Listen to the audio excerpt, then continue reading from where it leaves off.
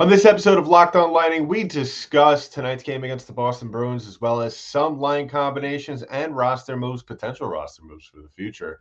We talk about all that and more, but first, let's play that music. You're Locked On Lightning, your daily podcast on the Tampa Bay Lightning. Part of the Locked On Podcast Network, your team every day.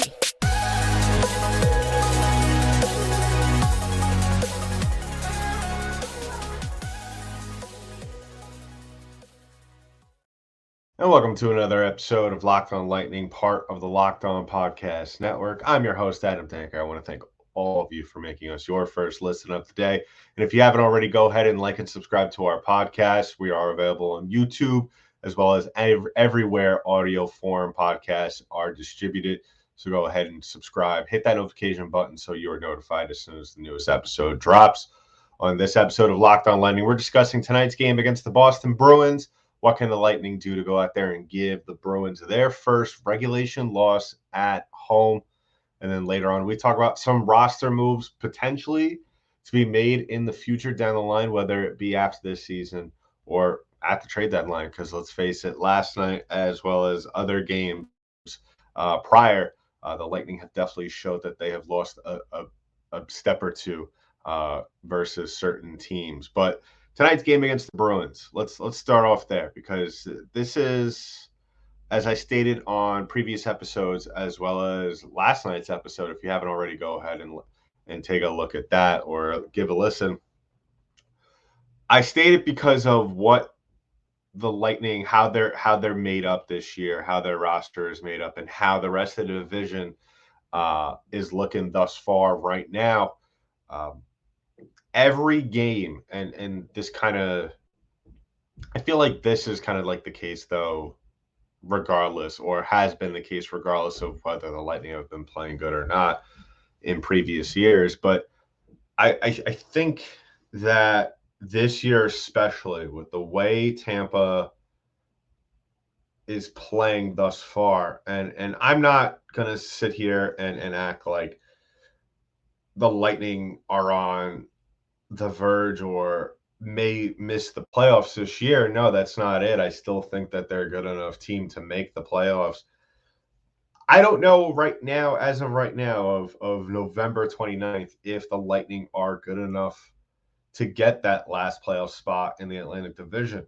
Like I said last night on the post-game episode, when I was just talking about how they played against Buffalo and kind of, even though Buffalo is not exactly good in terms of where they are in the standings, still not too far off from Tampa in points. You look at other teams that are around the Lightning in the division, and every game, considering how close the division is right now and how much better teams like Detroit and even like Montreal is starting to get on the right track with things, 6-4 in their last 10. Every game against an Atlantic Division opponent is, I think, probably amplified by 10, because, like I said last night, and this happens with every team, not just the Atlantic Division, but every team, especially ones that aren't exactly the cream of the crop in the National Hockey League. You're going to get those teams that are, like a San Jose Sharks, like an Arizona Coyotes, who the Lightning actually finished the year playing against on New Year's Eve.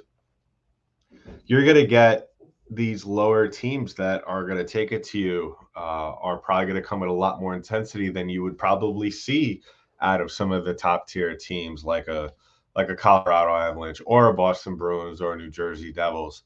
And that's why I feel like every game in the Atlantic Division, because you are going to probably drop some of those out of division games. That's just the nature of it. That's just where I think the Lightning are.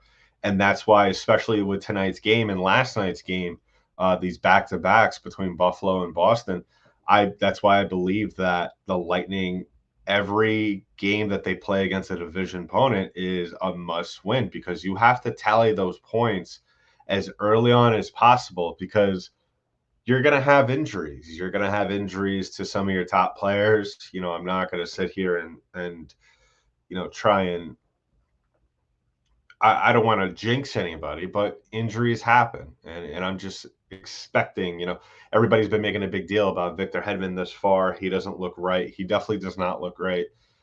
He definitely doesn't really look like the usual Victor Hedman that we get. So there is some cause for concern there. And you could just tell by looking at him that it's more so a physical thing than a mental thing. So I'm curious as to see when we finally get some more information on what exactly is going on with Hedman. But tonight's game against the Boston Bruins, definitely a must win for Tampa. There's no doubt about it. In their last game against the Bruins, Tampa lost that one at home 5-3. That was a game where you kind of saw a performance replicated. It was kind of similar to the one that we saw last night against the Sabres, except this isn't a Bruins team that's going to kind of just fall asleep at the wheel. They're very experienced. They're a team that knows that they have a lot of good players, just like the Lightning, but they're not going to go out there and kind of just blow out the gas tank early on like we saw from the Sabres. So really the Lightning, I mean, we spoke about on that episode after the game that the Lightning need to play a full 60-minute game. I mean, there's really no ifs, ands, or buts about it when it comes to a team like Boston.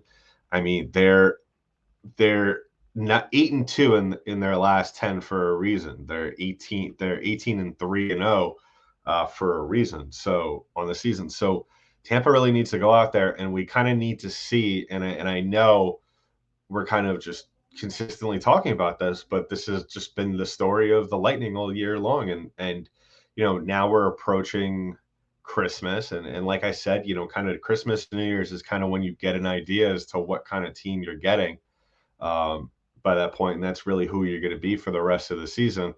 And it has to be a little concerning for Lightning fans. Like I said, I don't think this team is in danger of missing the playoffs.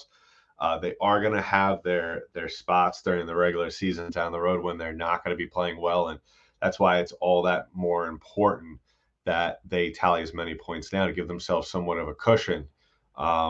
Maybe if they pick up a few pieces at the trade deadline, we could probably see them maybe make a play for a second. I still think that they're better than Toronto, but really I'm not really too concerned about that right now. But yeah, tonight's game, whether we see Ullmark or Swayman, I still think that the Lightning could beat either one of these guys, especially Swayman, who I've stated in the past hasn't exactly impressed me.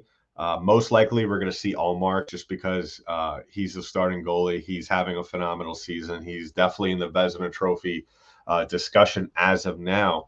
And as we all know from last night, Brian Elliott played, so we're definitely going to see Vasilevsky, and that was probably what the plan was going to be, was that Cooper was saving Vasilevsky, giving him a little bit more extra rest so he could go up against Boston, because I know definitely after that Krejci goal, Vasilevsky definitely will want another shot at the Boston Bruins. So we'll be back, later tonight or early tomorrow morning. Not sure yet. We'll see if we could get an episode out after the game or late after the game to discuss this game, because really this is probably going to be a very physical game. I feel like every time the Lightning are in Boston, those games are just significantly chippier. That's just how it is. The Boston Bruins always like to just come out with a ton of physicality and really try and wear you down early on and kind of assert their dominance at home. So really that's why I think it's more important for Tampa to go out and really take what they had in those last 5.5 minutes of last night's third period, as well as overtime, and carry that over into tonight's game. I mean, on the other side of that as well is that they need to do that for 60 minutes. So that's really going to be the question tonight. Can the Lightning do that for 60 minutes? Can they do that in the first 10? Can they just do the right things consistently? I mean, there's a lot of questions with this team. The other question that I think is the big question that we saw last night is, what team are we going to get tomorrow night? Are we going to see it? Are we going to see the team early on that is going to be overwhelmed by the Boston Bruins attack, or are we going to see a team that is going to look overwhelmed because they're coming out with a lot of low energy sequences, or are we going to see those miles that we've spoken about a lot on this show, that the Lightning have had issues in the last couple of seasons in games because they have played a bunch of games. There's no doubt about that, but are we going to see those miles traveled on the ice tomorrow night? In guys like Alex Killorn, who has been playing well, but and Vasilevsky as well has had a lot of miles on him. So we'll have to see what kind of team we get tonight, because really there's, I want to call them Jekyll and Hyde, but I think there's a little bit more, couple more personalities in there with this Lightning team. So we'll see on the recap. We'll definitely talk about it, what kind of team we get tonight.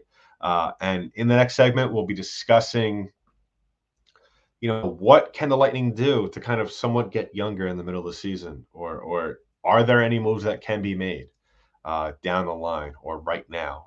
We'll talk about that in just a little bit. But first, I want to remind you all that this episode of Locked On Lightning is brought to you by BetOnline.net. Now, BetOnline.net is your number one source for all your sports betting info, stats, news, and analysis.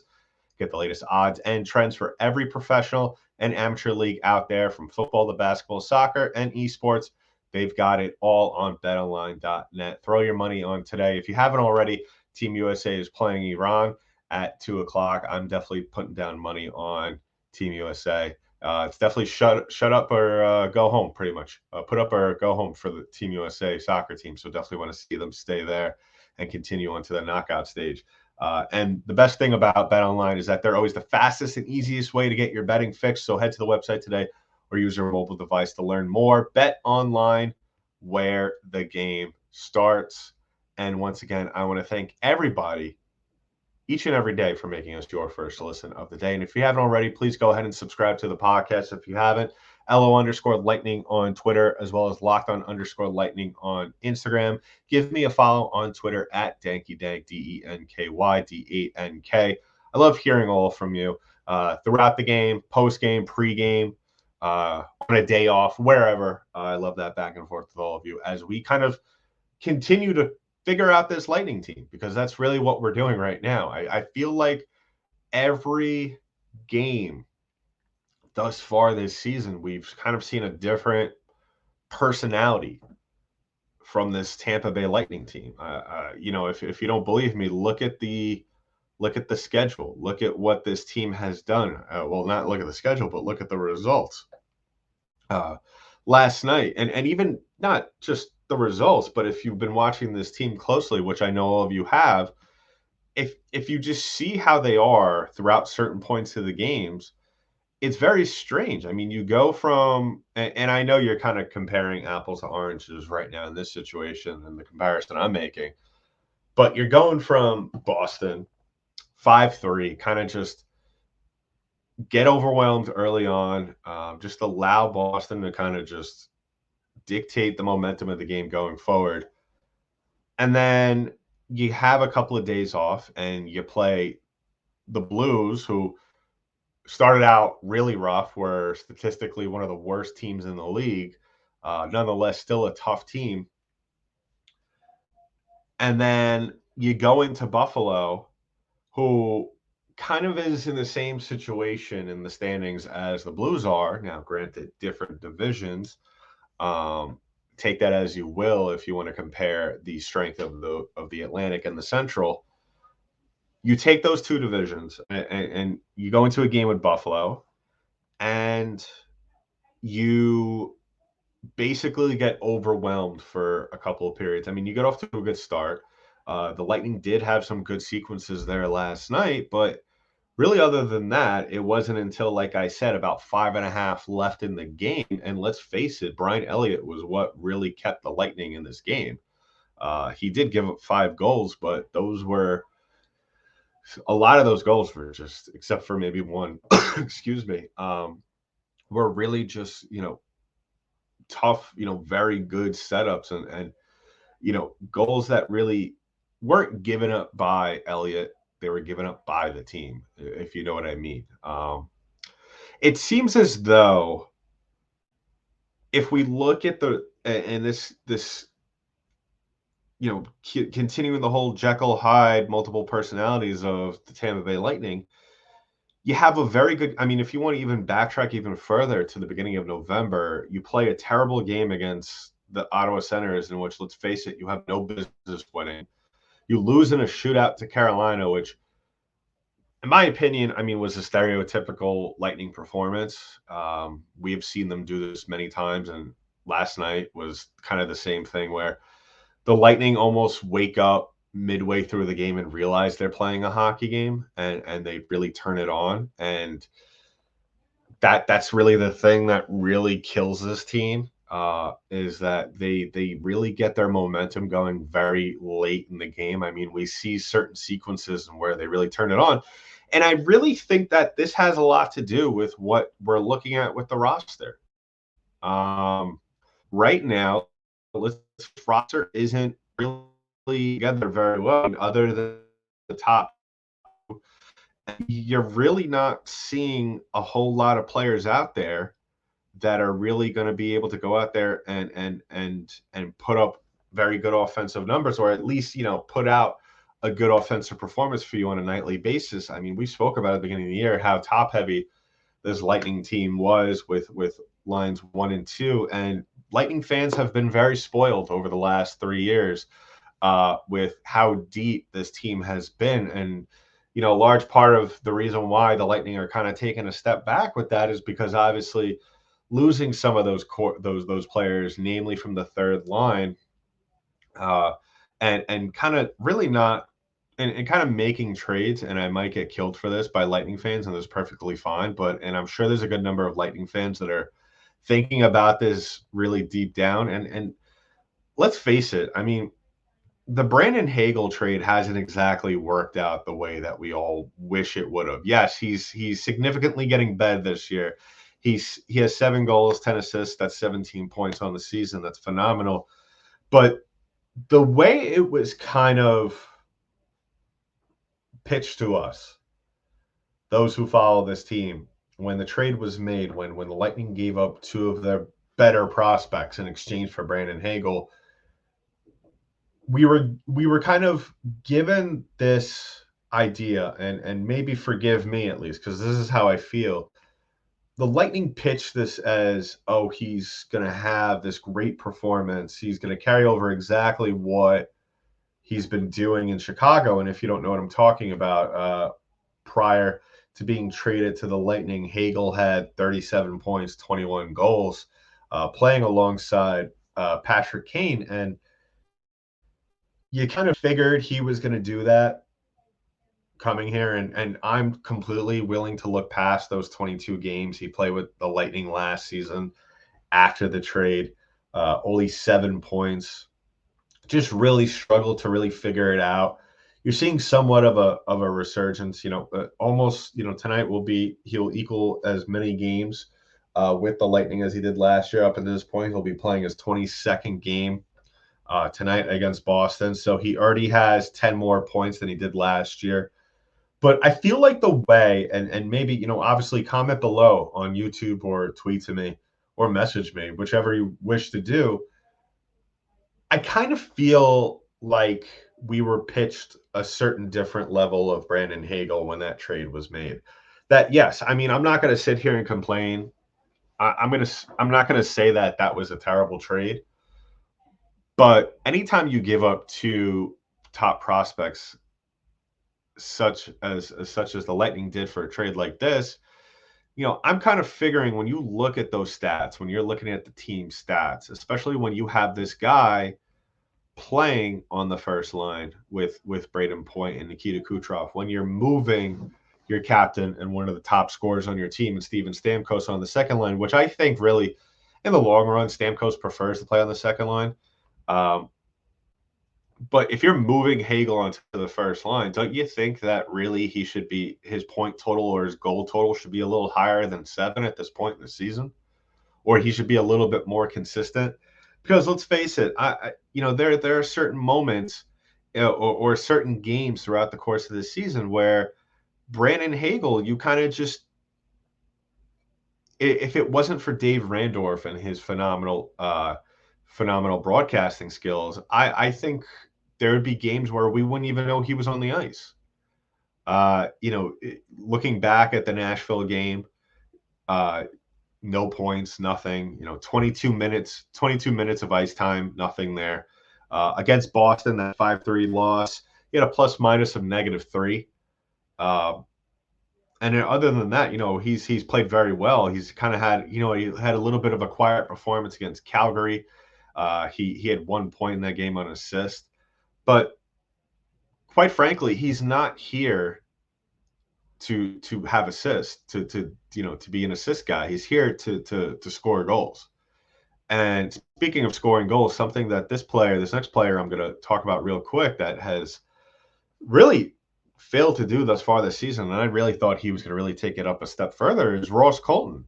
It was spoken about last night, and I by the way, I forgot to mention this real quick, and I'll talk about this, but I'm glad to see that Lightning players are starting to be blunt about the way that this team is playing. They're really starting to show the frustration, which sometimes is a bad thing, but what Braden Point said between the periods with Gabby Cirelli last night, I applaud him on that. We'll talk about that when we close out the show. But Ross Colton, has had a rough go of it after scoring 22 goals last year, 39 points. Rough start to the season this year. 4 goals and 9 points with a plus minus of -7. Really has not played up to expectation, where now he is finding himself on the fourth line with Cole Koepke and Patrick Maroon. And Lightning fans need to be a little concerned about this. I'm concerned about it because Ross Colton was supposed to be a big part of this team's production. He was really supposed to be a large contributor. I believe I said at the beginning of the season that I really thought that Ross Colton was going to be a second line guy. He was really going to start to play himself on the second line, or start on the third line this year, which he did, and then eventually go into the second line, maybe force the Lightning into putting Killorn on the third line, kind of have Killorn play more of a gritty role on the wing position. But yeah, if you're Julian Brisebois and John Cooper, you have to be concerned that Ross Colton is not doing what he's supposed to be doing. And you're kind of sitting there scratching your head now with the trade deadline coming up in a couple of months, thinking like, how are we going to be able to move guys to get something back? Or how are you supposed to be able to get some pieces for this team to be able to be successful, score more goals? The Lightning power play was great last night, but that's not going to be something that's going to be able to be replicated on a nightly basis. Let's face it. I've said it before. This Lightning power play scores in bunches. That's why their percentage is the way it is. There'll be games where the Lightning power play is abysmal. And a large part of that has to do with these players not going out there and doing what they're supposed to do. Guys like Ross Colton have not shown up thus far. Guys like Nick Paul, he has had a decent season, but considering what we saw from him last season, as soon as he stepped foot on the ice and started playing, Nick Paul has really not built upon what we've seen him do last season. So a lot of guys on this team, Nick Paul has 16 points, and that's phenomenal. But and like I said, Brandon Hagel's also been having a good season. But when you have other players on this team not really doing what they're supposed to doing, if you look at the Lightning's roster, you have a lot of guys. You see the goal output kind of splattered all over. There's a handful of players with 3, 4, 5 goals here and there, but you don't see any other guys outside of Stamkos, Kucherov, and Point with double digits. Now, yes, Paul is on the verge of 10 goals for the year. That's phenomenal, but I'm not expecting Nick Paul to be our top scorer. If Nick Paul is fourth in the team in goals as the season ends, That's also great, and it's also a little concerning because then that means guys like Brandon Hagel, like Ross Colton, guys even I would say probably Mikhail Sergachev at this point in the season. I would expect him to get uh, quite a few more goals as he's starting to get his offensive prowess really picked up in recent weeks. But if Nick Paul is fourth on the team in goals by the end of the season, or at least by the trade deadline, uh, if I was the GM or coach of this Lightning team, I'd be greatly concerned about the long term success of this team heading into a potential playoff run. So wrapping things up, yeah, I mean, I'm not here to spell doom for Tampa. Obviously, there's a lot of hockey to be played. I fully expect, as always, that Julian Breezeball and John Cooper are going to put their heads together and figure out what in the hell to do about this Tampa team going forward, because I don't expect them. It's weird. The way I feel about it is I feel like this team in the long term is better than Toronto. I just feel like that's only on the condition if guys like Brandon Hagel, like Ross Colton, and I don't want to hang too much long term success on two players, but you can't have your top guys consistently being the only point slash goal getters on a nightly basis. Uh, Really, John Cooper needs to figure it out with this team. They need to figure it out where they could roll out offensive performances on a nightly basis that could give you a chance early on to win a game and keep yourself in it. We can't have a replication of the last game against Boston tonight. That will just be embarrassing. And you can't expect to just play the way you are right now and expect to look up at the standings come April and be in third place.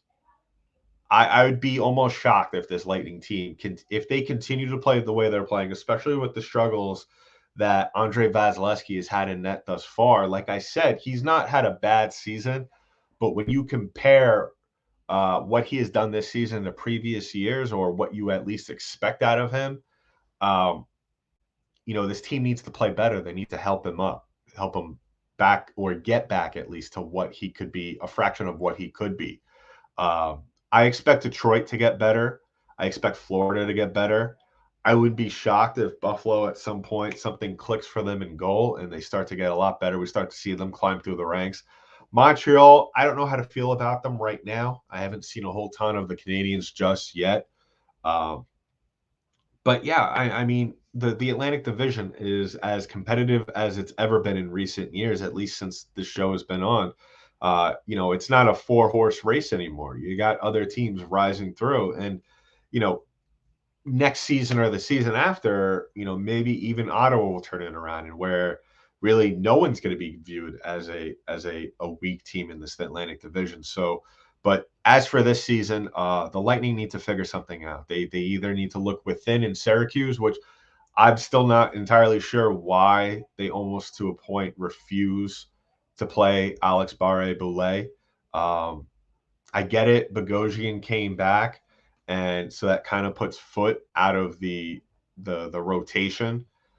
And right now, for if you're looking at daily faceoff, he's projected to be on the winger spot, which is basically that's what the Lightning did with Luke Shen a couple of years ago, which I had no problem with. But I don't know how that's going to work with Cal Foot.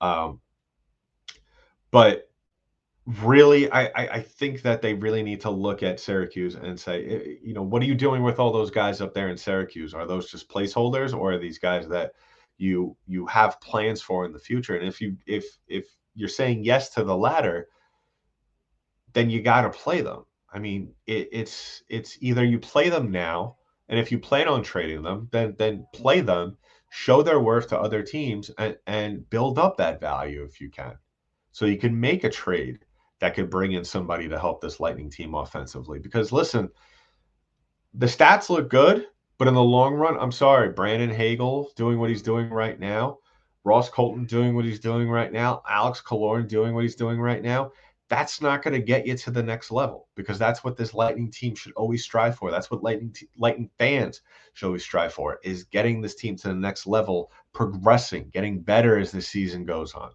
And I don't see it. I just see one step forward and two steps back with this team. It seems like the Lightning are a heavyweight boxer. They fight against heavyweight teams, and they they they they do a very good job, and then they fight against the cruiserweights or they fight against the light heavyweights like the Buffalo Sabres, and it's almost as if they're having issues with the speed, or out of their weight class. So this is a very strange team right now.